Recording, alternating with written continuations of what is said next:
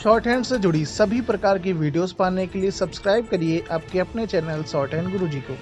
नमस्कार दोस्तों, आप सभी का स्वागत है शॉर्ट हैंड गुरुजी यूट्यूब चैनल पे। आज का डिक्टेशन रामधारी गुप्ता खंड 1 का अभ्यास, जहां से पिछली सीरीज समाप्त हुई थी उसी के आगे से स्टार्ट कर रहे हैं।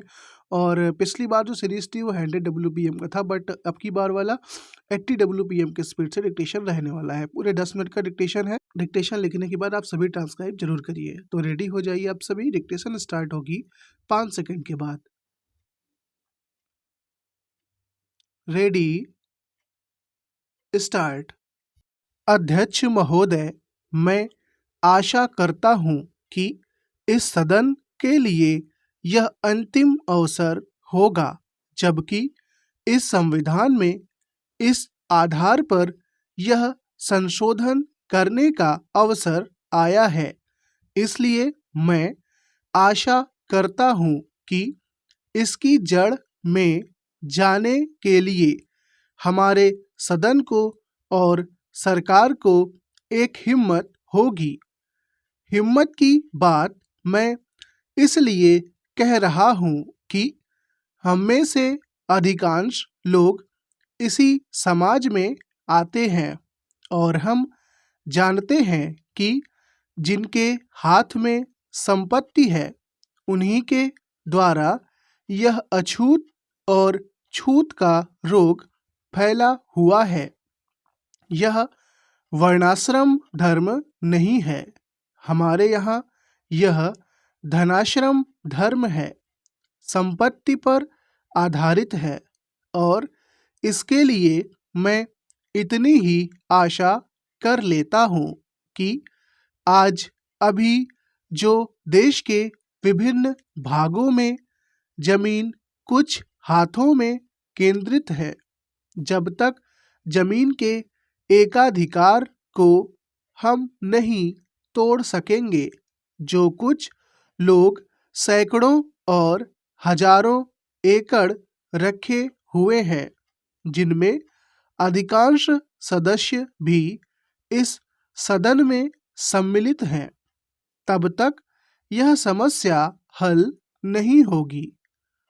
इसलिए मैं यह कह रहा हूं कि सदन को भी हिम्मत होगी कि आज जिस तरह से हमने लगभग एक मत से इसको स्वीकार किया है, भूमि सुधार का प्रश्न जिसकी चर्चा उठी है और हम उठाएंगे कि जो जोतने वाला है, जो खेत पर मेहनत करता है, जिसमें 100% हरिजन तो है ही, आदिवासी भी है, तो जो मेहनत करता है जमीन पर उसका अधिकार होगा। सदन को यह हिम्मत होगी कि वह इस चीज को करे। यह मैं आशा करता हूँ, और नहीं होगी तो मैं समझता हूँ कि यह हमारे लिए एक ढकोसला होगा। यही आग्रह मैं सभी लोगों से करता हूँ कि भूमि के प्रश्न को सुधारे बिना अछूतोद्धार नहीं होने वाला है और न राष्ट्रीय उत्थान होने वाला है। मैं चाहता हूँ कि वह शांति से हो, इसीलिए मैं यह आग्रह कर रहा हूँ। नहीं तो अशांति फूटेगी, लेकिन हम चाहते हैं कि शांति से हो।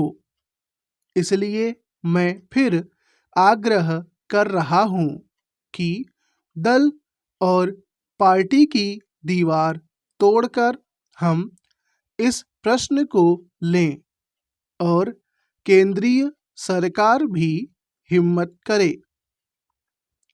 प्रधानमंत्री प्रतीक्षा में न रहें कि कुछ और लोग इधर से चले जाएंगे तो वह करेंगी और लोग जाएंगे तो वह कठिनाई में फंस जाएंगी। इसीलिए मैं कह रहा हूं कि यह अवसर है। अध्यक्ष महोदय, वह हिम्मत करें जिससे देश में जमीन जोतने वाले को मिले और जो मेहनत नहीं करते उनसे जमीन लेकर उसका बंटवारा कर दिया जाए। मुझे आश्चर्य हुआ जब मैंने इस प्रतिवेदन को आरंभ से अंत तक देखने की कोशिश की और इसमें अंग्रेजी का इतना समर्थन मेरी समझ के बाहर की बात थी। अंग्रेजी के समर्थन के साथ रोमन लिपि तक का समर्थन किया गया है।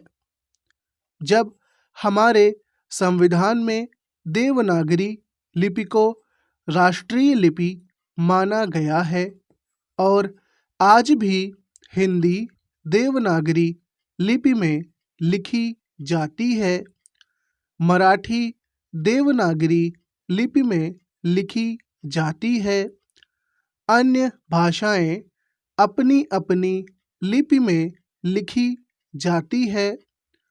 रोमन लिपि के लिए इस आयोग की रिपोर्ट में किस प्रकार कहा गया? रोमन लिपि की बात कैसे इसमें आई, यह मैं कम से कम नहीं समझ पाया। पर एक बात देखने योग्य है कि अंग्रेजी का इतना समर्थन होने के बाद भी और कई विदेशी विशेषज्ञ इस आयोग के सदस्य होने पर भी अंत में उन्होंने भी माना कि अंततोगत्वा शिक्षा का माध्यम प्रादेशिक भाषाएं होंगी। आयोग को यह भी मानना पड़ा कि अंग्रेजी के माध्यम रहने से देश की हानि हो रही है और संसार के किसी भी देश में ऐसी स्थिति नहीं है।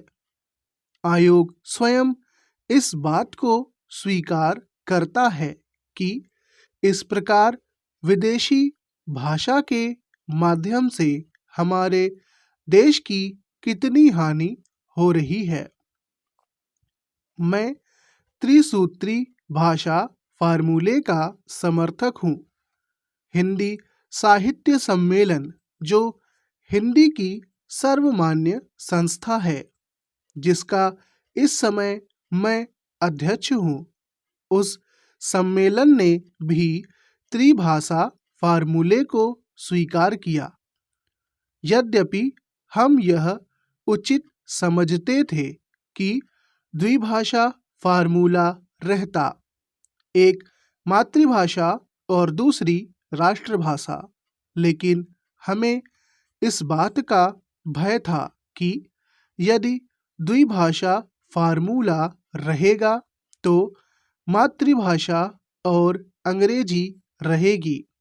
इसलिए हमने विवश होकर, प्रेम से नहीं, उत्साह से नहीं, बल्कि लाचार होकर त्रिभाषा फार्मूला स्वीकार किया कि मातृभाषा रहे, हिंदी रहे और तीसरी भाषा अंग्रेजी या कोई भी दूसरी भाषा रह सकती है।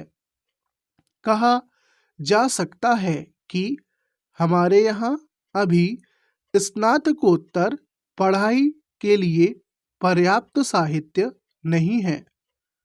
बड़ी गलत बात है यह। अभी सरकार के द्वारा ही कुछ महीने पहले यहाँ पर एक प्रदर्शनी हुई थी। उस प्रदर्शनी से यह बात स्पष्ट है कि हमारे यहाँ पर वैज्ञानिक और शास्त्रीय विषयों पर भी कम से कम हिंदी में पर्याप्त पुस्तकें हैं। महोदय, हमारे यहाँ अशांति क्यों होती रहती है, इसलिए नहीं कि पुलिस वालों की संख्या बहुत कम है। अशांति इसलिए होती रहती है कि समाज में ऊंच नीच है और लोग अनुभव करते हैं कि उन्हें न्याय नहीं मिल रहा है। कानून और व्यवस्था की समस्या केवल भारत में ही नहीं है। मैं आपसे अमेरिका की ओर देखने को कहूँगी। स्टॉप। अगर डिक्टेशन आपने यहाँ तक लिखा है और आपको डिक्टेशन अच्छा लगा हो तो आप लोग लाइक भी कर सकते हैं। मिलते हैं फिर अगली वीडियो में, तब तक के लिए गुड बाय।